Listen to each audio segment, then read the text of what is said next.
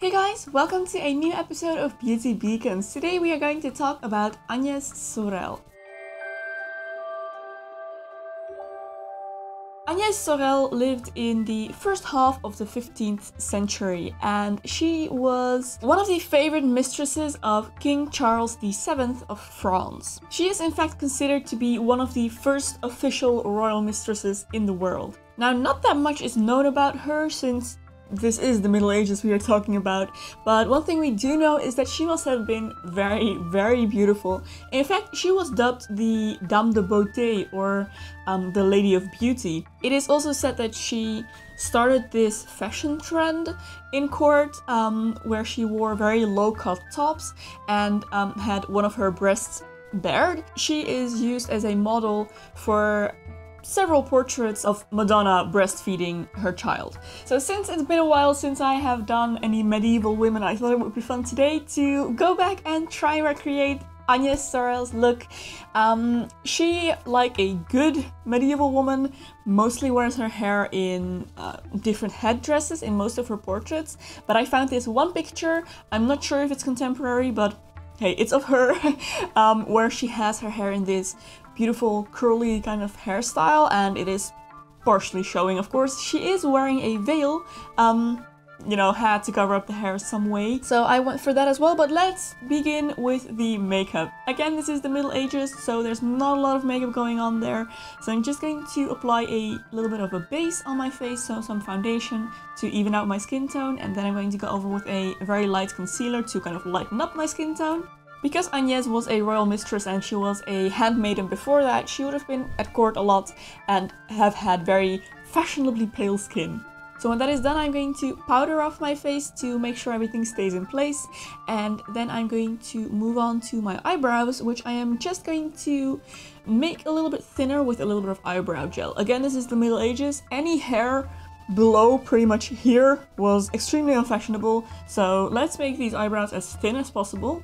So I'm going to comb them upwards from the bottom and then comb them downwards from the top, thus making them, you know, thin in the center. And then the last thing I'm going to do makeup-wise is apply a little bit of a red lip stain just on the center or the inner part kind of my lips. Often in medieval portraits you can see that the women have very small lips. I'm not sure if they actually had that or it was just fashionable to paint them that way, but in any case I'm going to try and recreate that, and this is a very natural kind of way of doing that. So that is everything I'm going to do for makeup. Now moving on to the hair, like I mentioned, there is this one portrait of her where she has this beautiful curly hairstyle. So yeah, first thing I'm going to do is curl my hair. I'm going to start by spraying it with some heat protector and then going over with a setting spray just to make my curls last a little bit longer.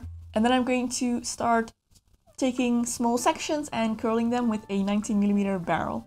When all my hair is curled, I'm going to give it a couple of minutes to completely cool down before I take a boar bristle brush and brush this through to make the curls a little bit softer and also to make them kind of stick together and form this one big curl. So I'm going to pull my hair forward, create these two curls, and now I'm going to start working on my embellishments. A medieval look is not a medieval look without loads of stuff on the head. Agnès appears to be wearing lots of pearls in her in this portrait, so I'm going to start with this strip of pearls that I have, which I'm going to apply just above my forehead in an attempt to make my forehead look a little bit higher, but hey, my forehead is hopelessly unfashionably small.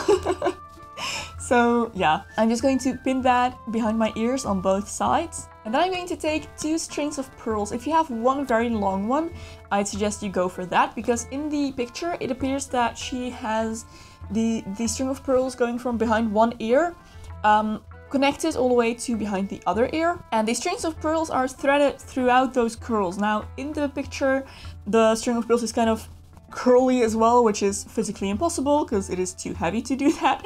So yeah, as you can see, my string of pearls is just going straight down, but I still think it looks quite nice. So what I did is fasten these strings of pearls behind my ears with just one or two bobby pins to make sure it's really secure, then kind of wrapping it around my curl, and then I fastened them to each other in the bottom, or kind of hid the connections inside my curls.